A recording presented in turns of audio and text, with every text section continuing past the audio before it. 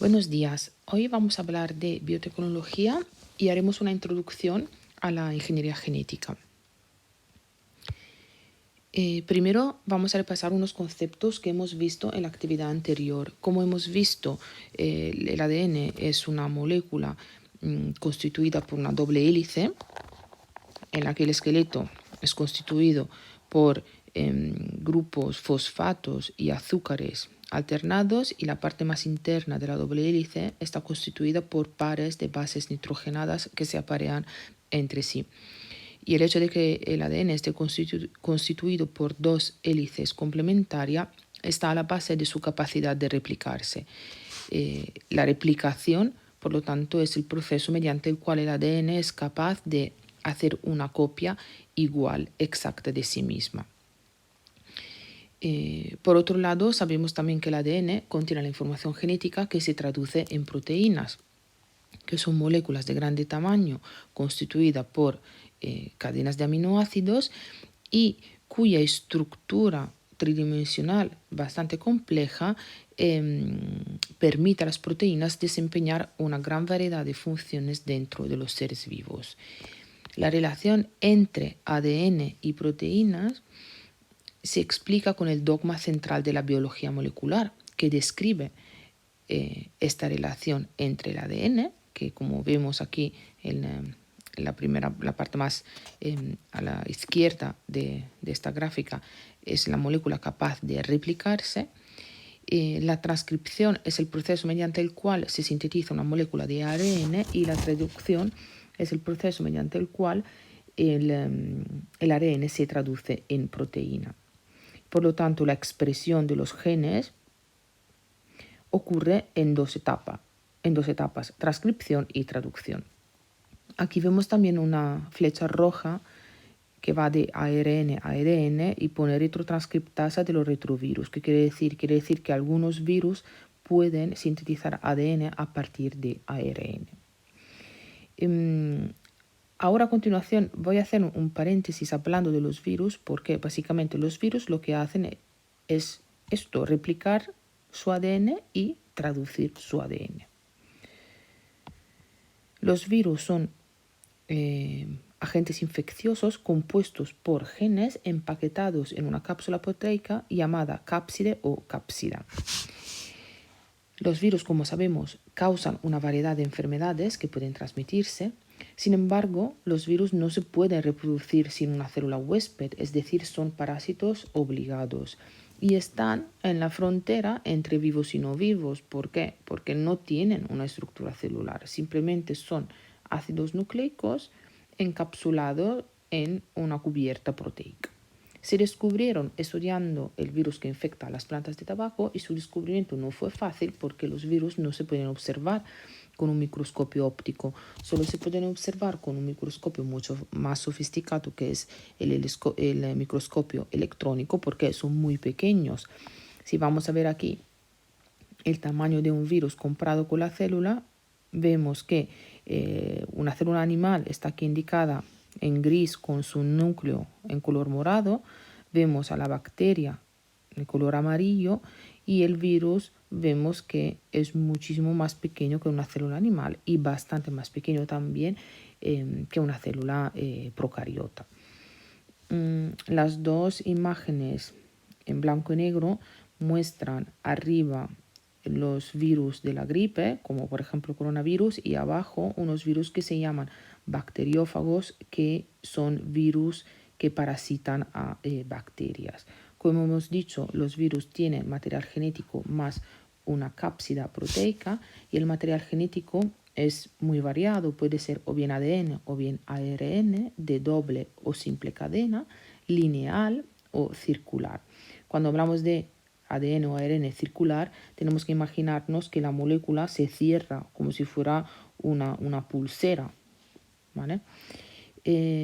Los virus de la gripe, además de tener el material, el ADN o el ARN y la cubierta proteica, tienen también membranas lipídicas externas. Estas membranas lipídicas se rompen en contacto con el jabón, y es por eso que ahora con el COVID-19 se aconseja que nos lavemos muy bien las manos, porque el jabón rompe esta membrana lipídica y por lo tanto inactiva los virus. ¿Cómo actúan? Hemos dicho que necesitan una célula huésped para reproducirse, no tienen ribosomas, no tienen ATP, necesitan las estructuras celulares de la célula huésped, su energía para poder reproducirse. Por lo tanto, son parásitos obligados. Algunos son generalistas, es decir, pueden parasitar una gran variedad de seres vivos, como por ejemplo el virus de la encefalitis equina, que infecta a mosquitos, aves, a caballos y humanos, y en cambio otros virus son más selectivos, como por ejemplo el sarampión solo infecta a los humanos. Y los virus que infectan a los humanos suelen además afectar a un solo tipo de tejido. Por ejemplo, el virus de la gripe afecta sobre todo a los tejidos del aparato respiratorio. Aquí hay una imagen de cómo que sintetiza cómo actúan los virus. Entonces, la primera fase es la entrada del virus. Vemos aquí el virus con su ADN de color azul y su cápsida de color morado que se acerca a la célula. Cuando entra, estos dos componentes de los virus se separan. Por un lado, el ADN viral hace primero unas copias de sí mismo, o sea, utiliza las estructuras celulares para replicarse. Vemos aquí que de una molécula de ADN aquí pone 3, bueno, hace muchísimas más, pero para simplificar vemos que el ADN viral se replica y por otro lado el ADN se transcribe a ARN mensajero y de aquí se traduce a proteínas. ¿Qué proteínas? Las proteínas de la cápsida.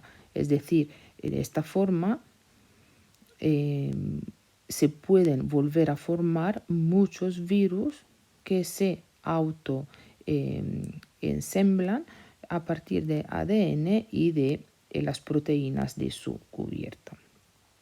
Porque hemos hablado aquí de los virus, no solo porque estamos confinados en casa por culpa de un virus,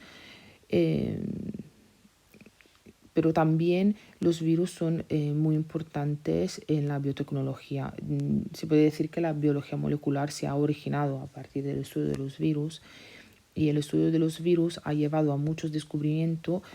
Primero, muy importante, que los genes están hechos de ADN, es decir, que la información genética la lleva el ácido nucleico y no la proteína, que el estudio de los virus ha también permitido descifrar los detalles de los mecanismos moleculares de replicación, transcripción y traducción, y además ha permitido también el desarrollo de técnicas de manipulación y transferencia de genes. Muy bien, pues voy a acabar aquí la parte de los virus. Volveremos a hablar de los virus más adelante. Y ahora quiero introducir un poco unos conceptos de la biotecnología. Entonces, si nos preguntamos qué es la biotecnología, cuando escuchamos la palabra biotecnología, tal vez pensamos en cosas que hemos visto en las noticias, como la oveja Dolly, la oveja clonada, en los organismos genéticamente modificados o en terapia génica. Sin embargo, si pensamos en la elaboración de la cerveza, la reproducción de cultivos o el antibiótico penicilina, también estamos hablando de biotecnología. Es decir, la biotecnología es en sentido amplio el uso de un organismo o de algún componente de un organismo u otro sistema biológico para hacer un producto o un proceso con un fin particular. Básicamente, la biotecnología es la tecnología basada en seres vivos. Tiene muchas aplicaciones. Se utiliza la biotecnología en la elaboración, como hemos dicho, de productos que vemos en la vida cotidiana, como el alcohol de la cerveza, del vino o la penicilina. También se puede utilizar para desarrollar nuevos tratamientos médicos, como el tratamiento de terapia génica.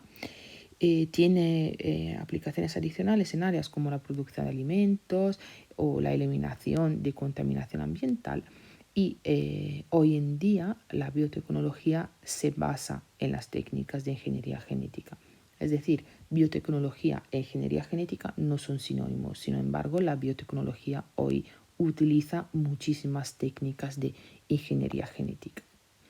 ¿Y qué son estas técnicas de ingeniería genética? son el conjunto de técnicas que permiten analizar, manipular, cortar y pegar fragmentos de ADN. Y por lo tanto, todas estas técnicas mediante las cuales se secuencia y manipula el ADN se pueden denominar tecnologías del ADN o técnicas de ingeniería genética e incluyen técnicas como secuenciación, clonación, técnicas de ADN recombinante, cultivo de células y tejidos y tecnología CRISPR-Cas9.